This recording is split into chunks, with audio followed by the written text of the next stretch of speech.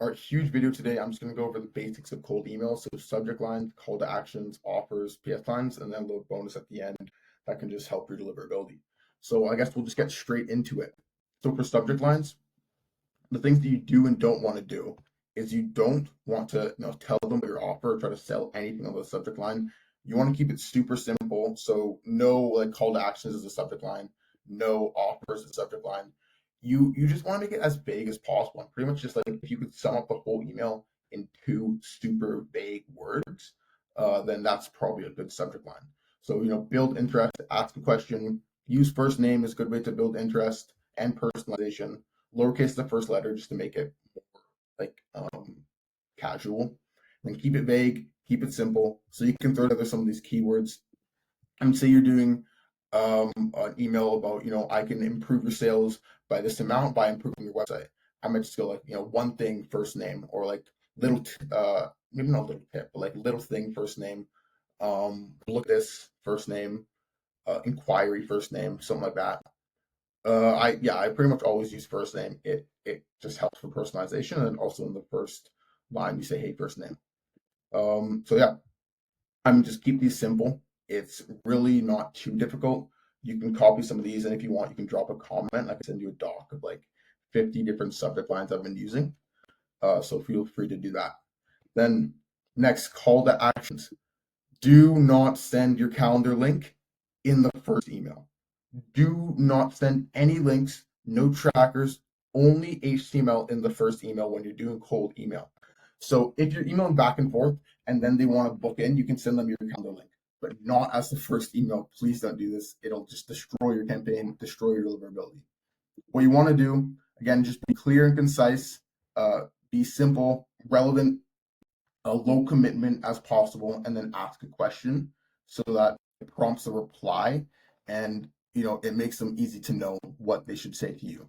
So if you say like, I could send you more info, that's gonna be bad because they're not really gonna know what to say to that. They could be like, oh yeah, I guess, something like that. Or honestly, I don't really like the ones that say, mind if I share some tips, mind if I share some tools, because when you pose like that, you don't know if like a no means yes or a yes means no, if that makes sense, right? Like if you say, do you mind? And they say no, that means like sure. But if they say yes, then it means don't do it. So it's hard to know like the tonation when it's over email. So I usually let me delete that. Let me delete that from my example. I usually just don't like that. Um, so it's really, yeah, about that, and then also the intent. So what type of funnel or the call to action are you trying to send them to? So like the main three ones I use is like, could I send more info? And that's if I'm trying to maybe explain a difficult offer, or I want to give them more value before I try to book a call. It just depends on the offer that you're pitching. And sometimes you want a bit more context before you actually book them on a call. Maybe you want to qualify them. Or could I send a 2-minute demo? This was like a SaaS or something. Maybe if you're like improving their website, or if you're improving, like like an e-commerce thing, you can maybe send a demo, be like, yeah, I've improved these things, and we could get you this result. So if you have a really good demo pitch, then you can do that and then send them the demo. The only thing is you are sending links. So I mean, if you're sending too many demos that don't get replies, it could be bad for deliverability. But I mean, I haven't seen too many issues with it. You have to send the demo after the reply, of course. And then would that be worth the chat? Is that worth the chat? Could we have a quick talk? That's like the best. I mean, it's honestly, you can just keep it super simple. Like, just, is that worth the chat? No, could we have a talk? Quick talk. Should we have a quick chat? Like, that's gonna work for 90% of your emails. You really don't have to complicate it too much. Because you leverage for booking, meaning that if they say yeah, sure, then there's no reason that you can't just send them a calendar link, or just ask them, like, okay, does this time Thursday work, or whatever. So that is going to work the best here. A bunch of simple examples. You can go even simpler. I mean, you really don't have to do too much with this. Next is the offers. So building your offer is super, super important for cold email. And like, really, I wouldn't even run a campaign if the offer wasn't good. You need to make sure that you're sending to relevant people, and that the people you send to, they would actually need your offer, or else you're pretty much by definition spamming, right? You're like sending to people that don't even need what you're pitching. So for your offer, I mean, it's honestly like all these things are super simple. Just a clear gain, make sure it's worth their time, achievable, and make it make sense. So if you have like a super crazy complicated offer, um, make sure that you can dumb it down in a way that they can read it and they don't have to think about what the result would be. They can see, oh yeah, okay, well that's exactly what I would get. And this is something that some people struggle with a lot. Actually, it should be intuitive, but when you get like a dev or someone that's super into like the work that they can do and the results that they can get, sometimes they get too into like the settings analytics of it, and people just want to know, how much money am I going to make, or how many clients can I get? Like, they really, I mean, probably don't care about the back end of what you do as much as you do. So, if you're offering like a software, it may not matter about all these cool features that you have. They probably just care about what result is that going to get me if I start working with you guys or using your tool. So keep that in mind. And then a couple ways to make your offer stronger would be like using proof, using pain points, and then of course using both. So for proof, I like to use PS lines. You can also just do index line, but I mean I find PS like a good casual way of doing it. I love putting like a deal or something into PS line as well. So yeah, I mean, you can just say, we got results for a person in a similar niche. If it's a person that has a big name that they would know, then that's like a way better. That's brownie points for you. So if you can do that, that's amazing. Otherwise, just say someone, you can just use the first name. So like I can get you however many more calls a month with Google Ads.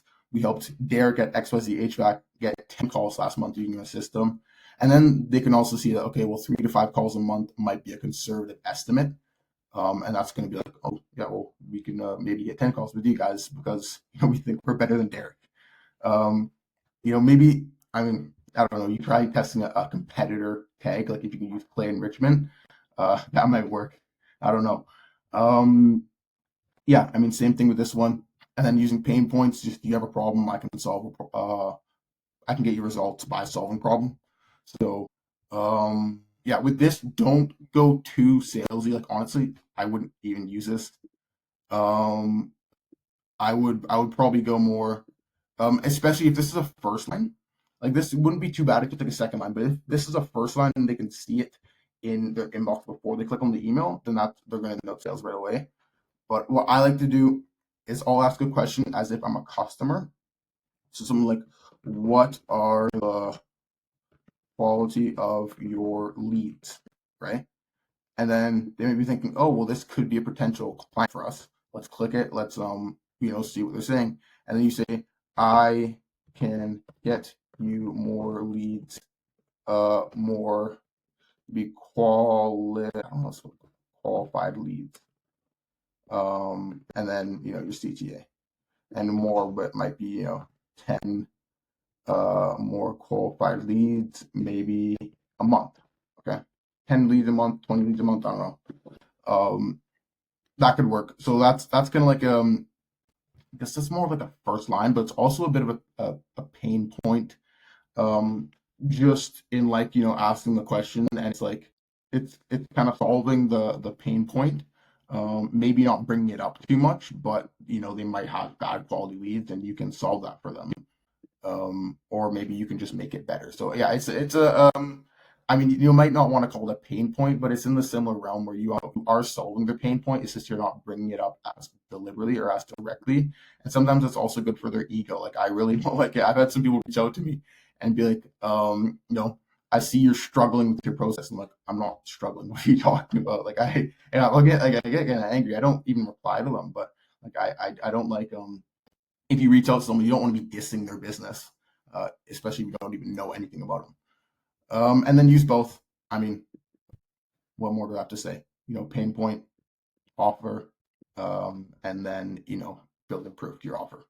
So try that out. All right, I have PS lines next. I guess we just went over that, so I'm just go straight into this bonus tip, which is spin tags.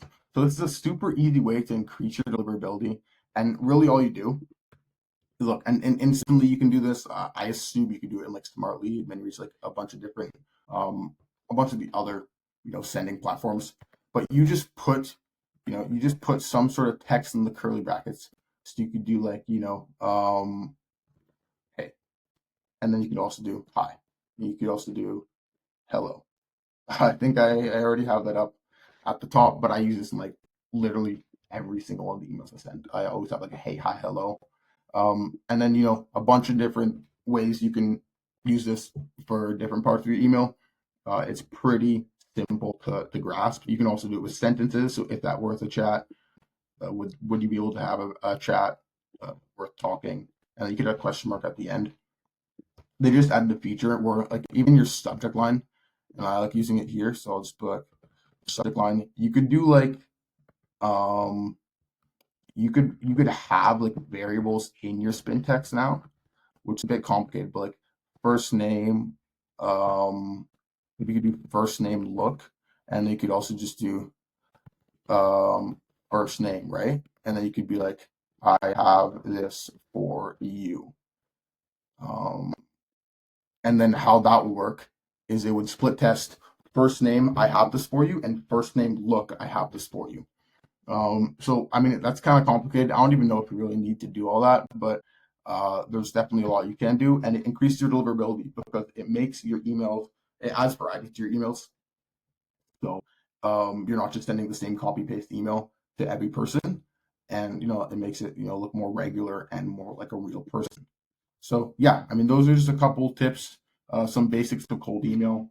If you want, of course, just drop a comment. I could send you some more info, or I mean, I'd be happy to hop on a call with you too, and just like help you out with your campaign or whatever, and subscribe.